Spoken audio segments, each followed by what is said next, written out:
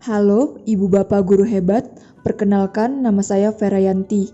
Saya berasal dari UPTD SD Negeri 010086 Selawan. Pada kesempatan yang baik ini, saya akan menampilkan aksi nyata dari hasil belajar topik Merdeka Belajar, yaitu menyebarkan pemahaman Merdeka Belajar pada topik Merdeka Belajar yang disajikan 5 modul. Modul yang pertama yaitu mengenali dan memahami diri sebagai pendidik. Modul yang kedua, mendidik dan mengajar. Yang ketiga, mendampingi murid dengan utuh dan menyentuh. Keempat, mendidik dan melatih kecerdasan budi pekerti. Dan yang terakhir, mendidik pendidikan yang mengantarkan keselamatan dan kebahagiaan. Pada modul 1, yaitu mengenali dan memahami diri sebagai pendidik, disajikan 3 daftar materi, yaitu mengenali diri dan perannya sebagai pendidik. Apa peran saya sebagai guru dan ingin menjadi guru seperti apa saya? Ada beberapa hal penting dalam modul 1 ini yang perlu kita pahami bersama. Yang pertama, sudah tentu kita memiliki alasan mengapa kita memilih sebagai pendidik. Setelah itu, kita juga harus memahami kekuatan dan kelemahan yang ada dalam diri kita dan berusaha membuat kelemahan itu berubah menjadi kekuatan dalam diri dengan cara mengembangkan kapasitas diri, mengikuti pelatihan-pelatihan guru, baik secara daring maupun luring.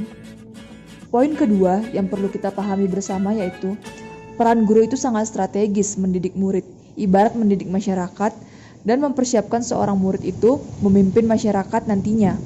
Membuat murid menjadi manusia yang merdeka sesuai dengan kodratnya. Guru hendaknya bisa menjadi contoh baik tingkah laku sikap maupun tutur katanya. Pada modul yang kedua yaitu mendidik dan mengajar, disajikan dengan 3 materi. Yang pertama, mendidik menyeluruh, pendidikan selama 1 abad. Dan yang ketiga, menjadi manusia utuh. Poin penting yang perlu kita pahami bersama, yaitu pendidik itu ibarat seorang petani yang menuntun dan menjaga tumbuh kembangnya murid pendidik. Tidak berwenang untuk merubah kodrat murid yang telah mereka bawa dari sejak lahir. Sebagai seorang guru atau pendidik, kita harus mendorong terjadinya kolaborasi baik antara siswa maupun guru, maupun antar sesama guru. Bukan menciptakan pendidikan seperti zaman kolonial yang bersifat otoriter ataupun kekerasan, melainkan menciptakan suasana pendidikan dan mendidik dengan sistem Among sesuai dengan trilogi pendidikan menurut Ki Hajar Dewantara yang tidak menekankan pada ranah kognitif saja, tetapi humanis. Seluruh aspek menekankan pada menggerakkan kekuatan kodrat lahir batin murid dan kemerdekaan belajar murid. Mendidik memenuhi kebutuhan murid untuk mencapai manusia merdeka, baik secara lahir maupun batin, yang tidak bergantung kepada orang lain. Semuanya berorientasi untuk kebutuhan dan potensi murid, serta bukan sekedar untuk mengajarkan kompetensi yang direncanakan. Modul yang ketiga yaitu mengenai mendampingi murid dengan utuh dan menyeluruh, dengan daftar materi, kodrat murid, dan trikon. Pada dasarnya, secara alamiah, murid memiliki kodrat, yaitu kodrat alam dan kodrat zaman. Kodrat alam berkaitan dengan lingkungan tempat tinggal murid, dan kodrat zaman. Asas untuk perubahan yang dinamis ini dikenal dengan asas trikon oleh Ki Hajar Dewantara, yaitu kontinu, konvergen, dan konsentris. Jadi, perubahan ini juga bisa diadopsi pada proses pembelajaran di kelas. Kontinu yang artinya berkesinambungan, dan konvergen yang artinya tetap berdasarkan kepribadian kita sendiri. Modul yang keempat yaitu mendidik dan melatih kecerdasan budi pekerti.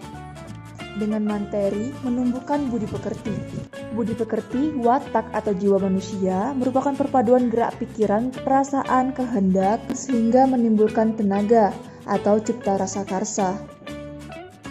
Dalam mendidik, tidak cukup hanya membekali kemampuan kognitif saja pada murid, melainkan harus seimbang dengan efektif dan psikomotornya. Pendidik harus mampu memahami kemampuan kodrat setiap murid sebagai individu berbudi pekerti yang perlu dikembangkan. Ada teori yang menyatakan bahwa budi pekerti yaitu teori konvergensi yang merupakan perpaduan antara teori tabula rasa dan teori negatif. Teori konvergensi ini memahami bahwa anak sejatinya sejak lahir telah ditulis secara samar-samar baik tingkah laku maupun kuadratnya. Tugas kita sebagai guru adalah menebalkan tulisan-tulisan positif dan membiarkan tulisan-tulisan yang bersifat negatif.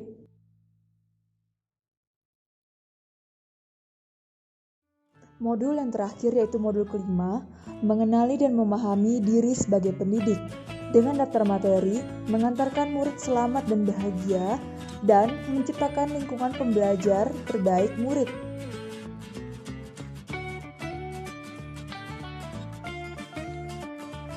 Ada beberapa hal yang perlu kita pahami bersama pada modul ini.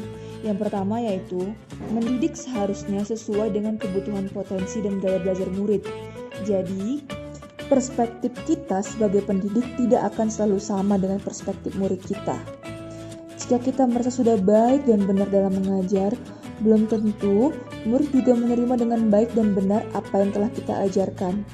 Pendidik hendaknya menciptakan pembelajaran bermakna, memberikan materi yang bermanfaat dalam kehidupan sesuai kodrat alam dan zamannya, serta menggunakan beragam alat pengukuran fungsi pendidikan, mempersiapkan murid siap hidup dan mengisi zaman dengan selamat dan bahagia. Pendidikan itu menekankan guru sebagai among, yaitu seperti sistem among dengan trilogi pendidikan menurut Ki Hajar Dewantara.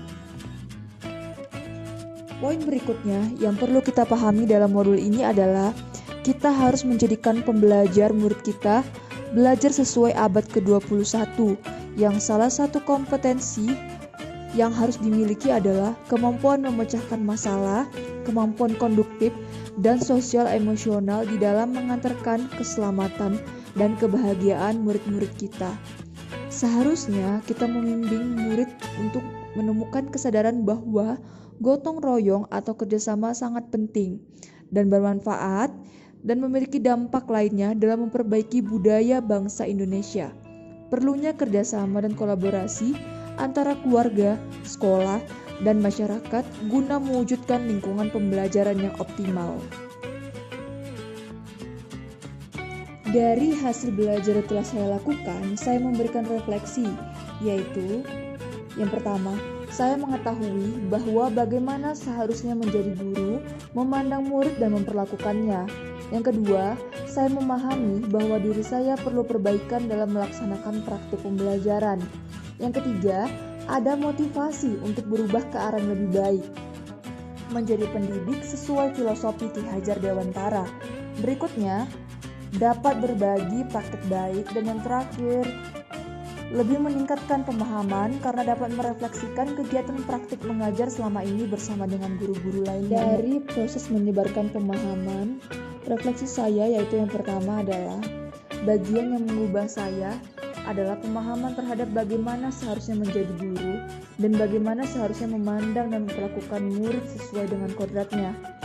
Yang kedua, hal yang akan saya lakukan adalah melaksanakan praktik pembelajaran yang berorientasi sesuai pada kebutuhan dan gaya belajar murid, sesuai kodratnya, serta terus mengisi diri guna memperbaiki pribadi sebagai pendidik.